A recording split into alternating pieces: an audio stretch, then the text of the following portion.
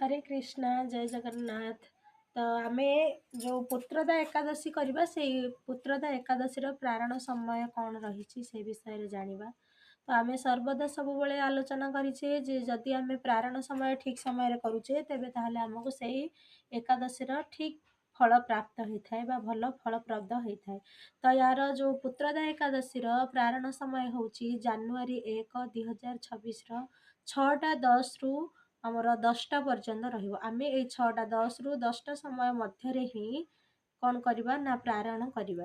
तो प्रारण आमे समस्ते केमती करूचे ना आमे जदि भगवान को ठारे कौनसी अन्न प्रसाद लगेइकरी से प्रसाद पाई परिबा नाइ नचेत किछि जदि असुविधा होइथाए सेते बेले आमे कौन करिबा ना आम पाखरे जगन्नाथंकर महाप्रसाद रहुची बा निर्माल्य रहुची ता आमे ताकू एई समय भितरे ही नै परिबा जहाकू कि आमे ताकू ग्रहण करी प्रारण करि परिबा।